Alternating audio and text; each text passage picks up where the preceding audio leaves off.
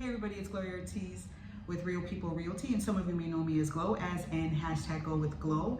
And today I am having a conversation, several conversations that will be divided up into several different videos about different insurance policies you can have. I am with Laurie Bish, who is the owner of Goosehead Insurance out here in Chicago on Irving Park Road.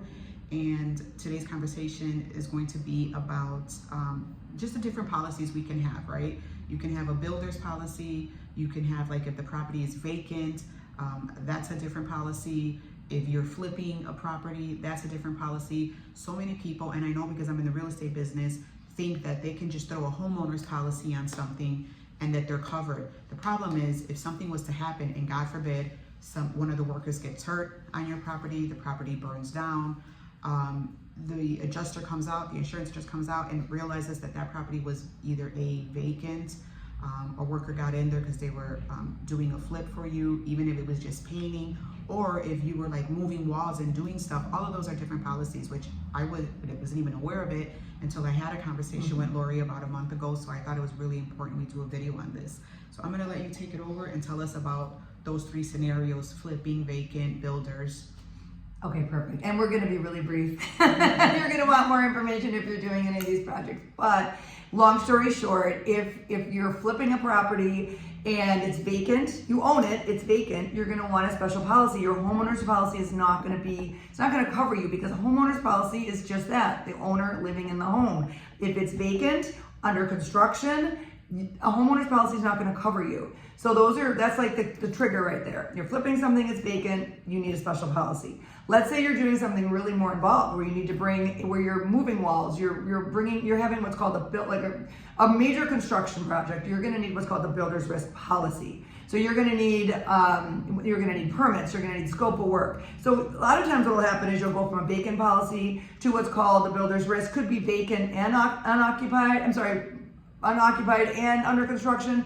Then maybe people move in, whether it's you or tenants, but it's still under construction. And then we're going to move to either full homeowners, where the homeowner's living in the home, or the tenants living in the home, and then we need landlord. So it just kind of is a procession, like during the projects. But if you're just painting, I don't know, finishing floors, updating kitchens or baths, and you're living in it, you don't need all these special policies, but sometimes you do. So the trigger is when the property is vacant. So just really quick question. If I have, let's say I'm renting, and I probably should have asked this question in one of our other videos, and the tenants move out, and then I want to do some updates, and I'll be re-renting it in 2 months. I don't need to change anything, right? Because I'm just kind of getting it ready for the next renter. Should be okay. If you're within a 30, 45, at the most 60-day window, and a lot of times it's best to let your insurance agent know to reach out to the company just to make sure, like, hey, this is still going to be a tenant policy. You're not moving in. We're going to do a few updates, and then we're going to have tenants in a certain amount of time. If it's within a certain window, you should be okay. It's once it exceeds a certain time frame, then even in that period, you need a vacant policy. But if you need to talk to your agent in that scenario. So I think the most important takeaway is always get a hold of your agent and just let them know what's going on. They can advise you on which way you need to go. The worst thing that can happen is something happened to your property, and then you still have a mortgage on it, or it burns down to the ground, they deny your claim, and now you're pretty much stuck with nothing. So a lot of important information. If you have any more questions on this, feel free to let me know. I can put you in direct contact with Laurie, who does several different policies, whether it's boat, car, house, vacation home, whatever that situation may be.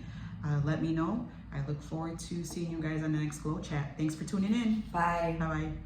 Your friends and family to go with Glow, go with Glow, go with Glow. Those who know, they close with Glow.